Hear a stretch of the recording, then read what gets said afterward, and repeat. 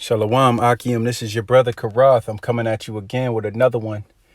I'm not going to call it a quick one, but it may be fairly quick. Through the spirit of Yahweh by Hashem Yahweh Shai, I want to give all praises, glory, and honor to Yahweh by Hashem, Yahweh Shai by Hashem Rakakodash. Double honors to the elders and apostles of Great Millstone who rule well. Peace and salutations to the hopeful elect. Enough respect to you brothers laboring in this truth, making your calling and election sure. I think I may entitle this lesson nuclear semiotics, or atomic priests versus nation of priests. I was watching this not watching, but I was listening to this podcast. It's called Stuff You Should Know, and they were going into nuclear semiotics. And nuclear semiotics deals with the way that in which you warn future humans, the future humans to come about a dangerous radioactive dump site, and that they need to stay away from it. And I just did my own little research on it, man, after I was listening to the podcast on nuclear semiotics, and I came across, this is called Human Interface Task Force, and it's a field of nuclear semiotics that arose in 1981 when a team of engineers, anthropologists, nuclear physicists, and behavioral scientists and others was convened on behalf of the U.S. Department of Energy and Bechtel Corp. The goal of this Human Interface Task Force was to find a way to reduce the likelihood of future humans unintentionally intruding on radioactive waste isolation systems. And then when I was looking further into it, I came across the proposals, and then they had something here called the atomic priesthood, or the atomic priests. And it's talking about this guy, Thomas Seebach. He's a linguist. And Thomas Seebach was a member of the Bechtel Working Group, and he was building on earlier suggestions made by Alvin and Arson. He proposed the creation of an atomic priesthood, a panel of experts, where members would be placed through nominations by a council. And, I still kind of was like trying to wrap my mind around this atomic priesthood. So I went to, I found an article here. And it says nuclear wastes. It's a pretty old article too, but it says nuclear wastes are dangerous and should be avoided. Everyone knows that. But 10,000 years from now, when our descendants happen on a cache of nuclear wastes, how will they know to stay away? Some type of warning is needed. In 10,000 years, fences would rust, concrete would crumble, guard dogs would die, and who knows if anyone would be speaking English 100 centuries from now. Communication expert says that odds improve if the same warning is delivered several ways, marking the burial site with a universal danger symbol and tombstone-like monoliths engraved with messages in several languages. And others have proposed an atomic priesthood. And this is where it got kind of interesting to me. It said atomic priesthood, it says, is a relay system to pass the word by mouth from age to age. So it's a relay system.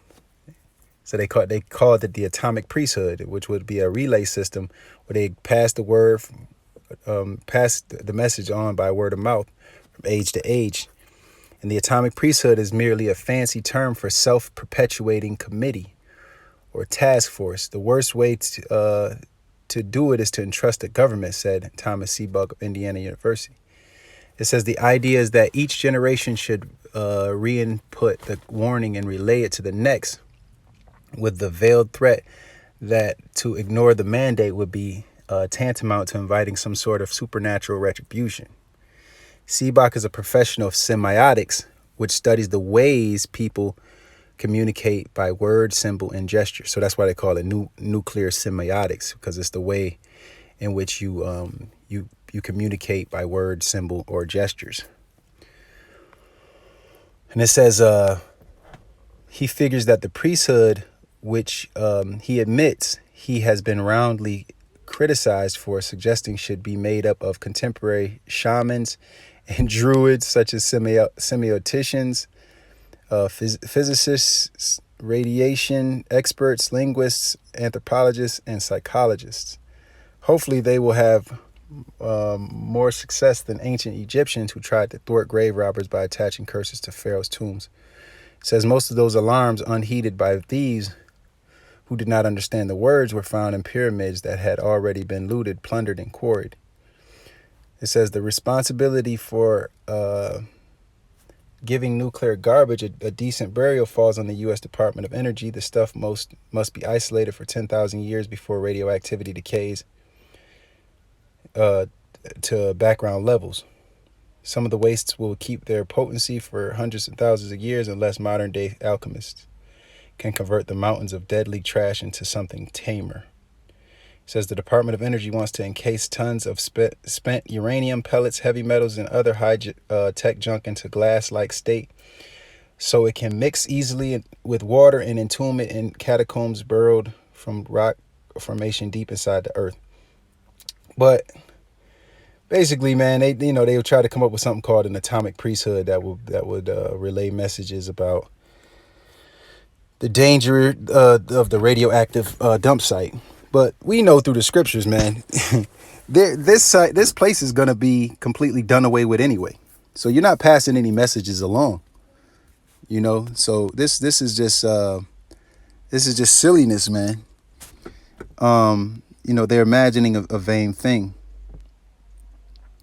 about passing that message from age to age, because we know through the scriptures, the ones that are gonna live on are the ones that that are in Isaiah 26. Let me grab that real quick. This is Isaiah 26. These are the people that are going to live on. These are those kingdom of priests.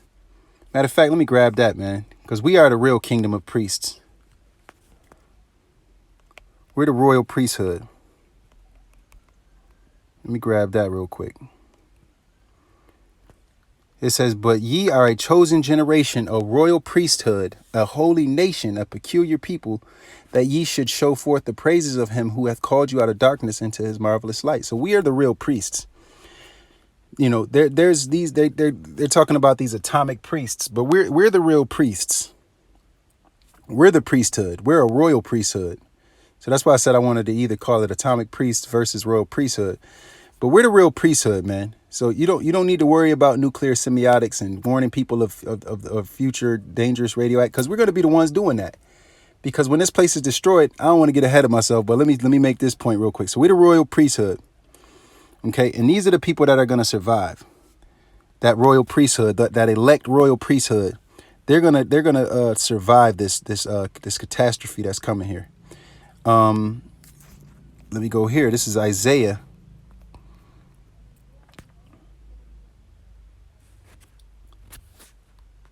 This is Isaiah 26 and verse 20. It says, come, my people, enter thou into thy chambers and shut thy doors about thee. Hide thyself as it were for a little moment until the indignation be overpassed. So these are going to be the people that are going to be hid. The Most High is going to hide his people, man. When that nuclear destruction actually takes place, and this place is going to be destroyed with via nuclear missiles, man. And when this place is finally destroyed, the people that are going to be hid and the ones that are going to carry the message and let people know about this place are going to be that royal priesthood, man. Verse 21, it says, for behold, the Lord cometh out of his place to punish the inhabitants of the earth for their iniquity. The earth also shall disclose her blood and shall no more cover her slain. So the Most High is coming out of his place to punish this place, man. And he's going to hide his people while he's doing it. So, and we know that they're talking about generations. They're talking about the generations that last 10,000 years from now. That's going to be an eternal kingdom for the Most High's people, man. We're going to be the ones that are the ones that are going to reign in the future. Matter of fact, let me grab that real quick.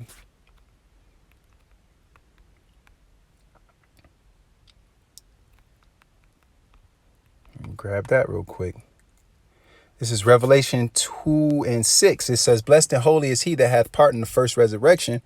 On such the second death hath no power, but they shall be priests of Yahweh and of Mashiach, and shall reign with him 1,000 years." And we know that 1,000 years doesn't, that's just that's a period. That's a period of time. We know that the most that Yahweh Shai's kingdom is an eternal kingdom, man. So they talking about 10,000 years, man. Lord willing, we're those people, those men, man. We're gonna be the ones that are gonna be reigning. They talking about nuclear semiotics and letting people know the dangers are rated. Man, this place is gonna be a deserted place. We're gonna be the ones relaying the message, like, hey, man, you see that place over there? This place is a desert, and was destroyed with thermonuclear with ICBM missiles, man. We're going to be telling our children about this place, man. And there's not going to be no atomic priests relaying the message from age to age. That's going to be us. The royal priesthood is going to be doing that. We're going to be and just to prove, because here's Psalms 90, just to prove that 1,000 years, you can't take it literal. Salakia. This is Psalms 90.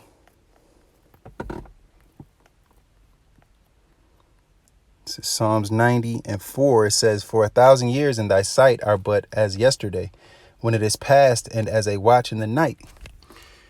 So you can't be taking 1,000 as a literal thing, though. And yeah, so like I said, man, we're going to be the ones that are going to be telling people about the nuclear destruction, man, and telling people about this place, man, because this place is going to be a complete dump, man. We're going to be the priests passing on the message. And let me prove that we're going to be the one passing on the message, man, because this is Jeremiah 16. This is Jeremiah 16:14.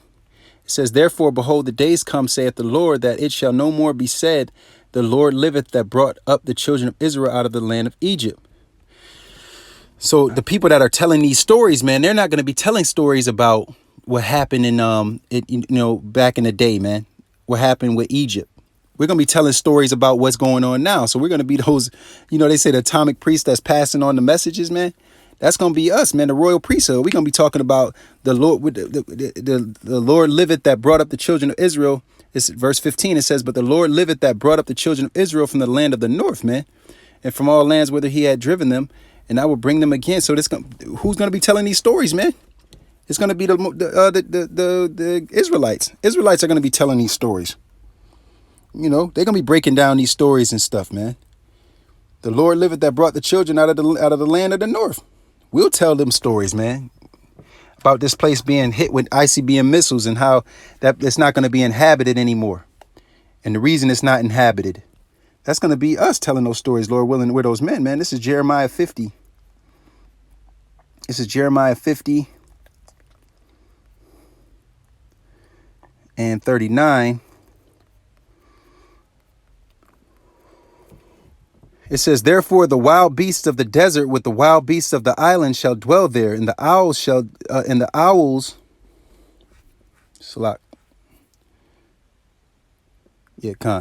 Therefore the wild beasts of the desert with the wild beasts of the island shall dwell there, and the owls shall dwell therein, and it shall be no more inhabited forever, neither shall it be dwelt in from generation to generation," man.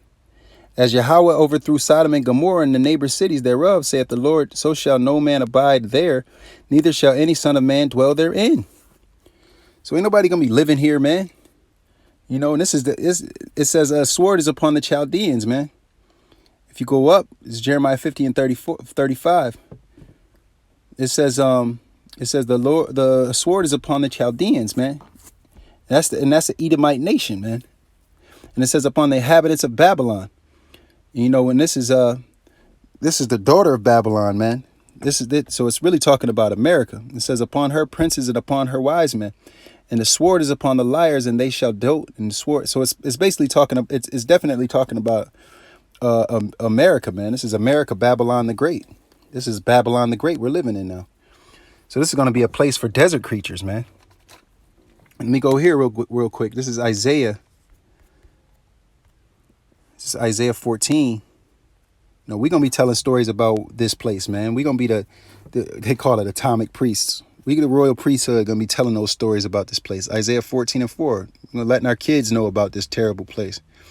It says that thou shalt take up this proverb against the king of Babylon and say, how hath the oppressor ceased? And the golden city ceased. And it talks about how Babylon has been a golden cup in the hand of the Lord, man. And it says it has ceased. The Lord hath broken the staff of the wicked and the scepter of the rulers. He who smote the people in wrath with a continual stroke. He that ruled the nations in anger is persecuted and none hindereth. But, they're going to take up this proverb against Babylon, man. It says they're going to take up this proverb. And we know that proverb, matter of fact, Lord willing, I can get it out of the blue letter right here.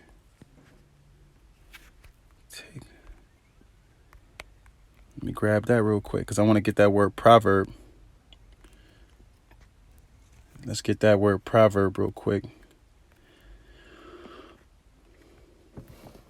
Somebody's going to have to tell that story, man. And it ain't going to be the atomic priests either. Salakia. So proverb. Some original sense of superiority mental, usually. Parable. Proverb, a parable. So it's going to be a parable against this place. A proverbial saying.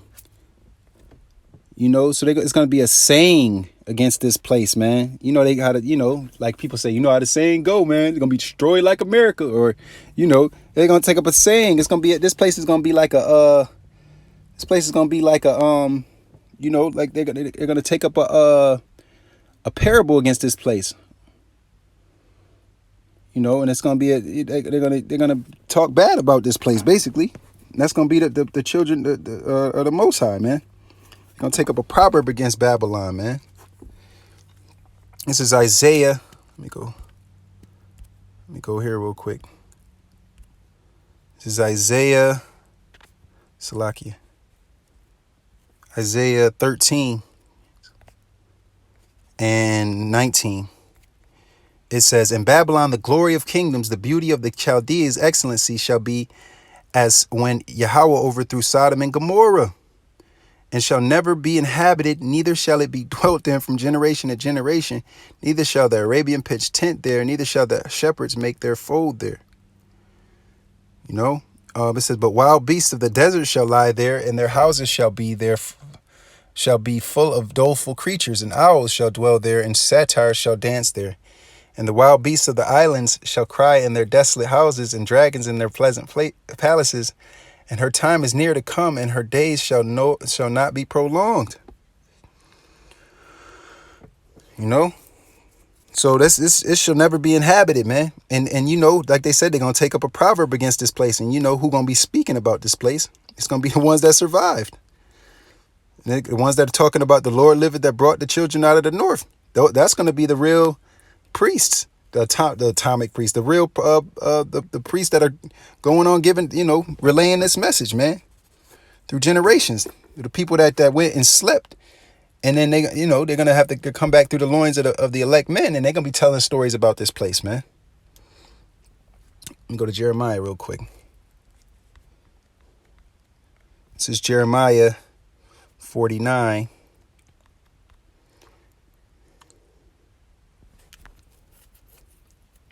Jeremiah 49 and 17, it says,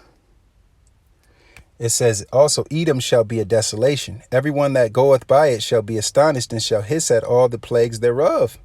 So people are going to be like, wow, man, look at that place, man. It was, and it says, as in the overthrow of Sodom and Gomorrah and the neighbor cities thereof, saith the Lord, no man shall abide there, neither shall a son of man dwell in it. So that point has been made, man, So they talk about an atomic priest. So let me read what that means. It says an atomic priesthood is merely a fancy term for a self-perpetuating committee or task force. The worst way is, let me go up a little bit. Atomic priesthood is a relay system to pass word by mouth from age to age. These people are sick, man. They're finished. And the ones that are gonna relay this message, that's gonna be the New Jerusalem coming down, because the scripture says that it talks about come up hither, that New Jerusalem coming down. They're gonna be the ones that are relaying the messages, man. Telling the stories about what happened. Salaki.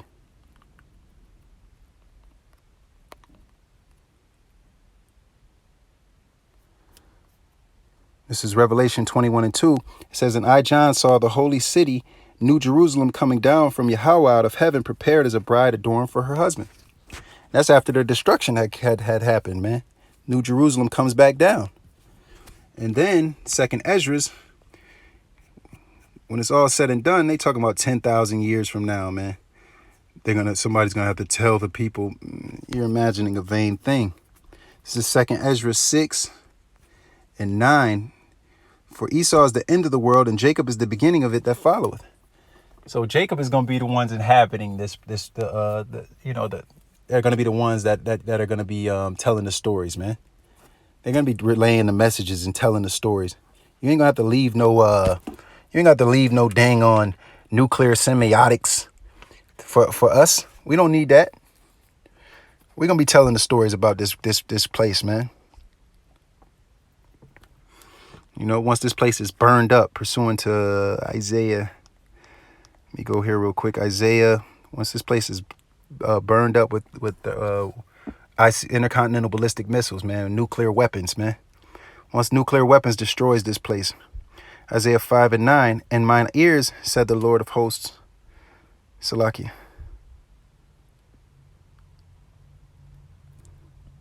Salakia. That's not it.